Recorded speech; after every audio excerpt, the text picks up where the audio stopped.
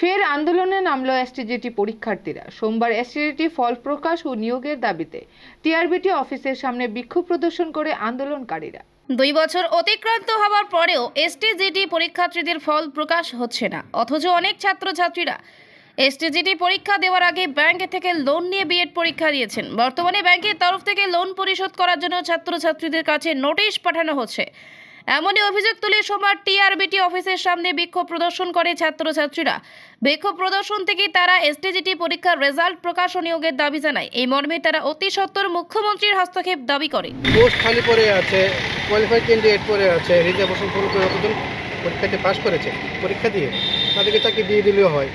আমরা এসেছি 2022 সালে যে এসটিজিটি এক্সাম হয়েছিল, এটার এখনও রেজাল্ট পাবলিশ হয়নি এবং নিয়োগ প্রক্রিয়া এখনও সম্পন্ন হয়নি এবং আমাদের কিছু ভাই বোনরা ভিতরে গিয়েছে জানার জন্য কী কারণে এত দেরি হচ্ছে। যতদিন পর্যন্ত আমরা স্পষ্টীকরণ না পাচ্ছি আমরা আসতেই থাকবো। আমাদের এই লোনের জন্য প্রচুর পরিমাণে ব্যাংক থেকে প্রেশার দিচ্ছে, বারবার নোটিশের পর নোটিশ দিচ্ছে।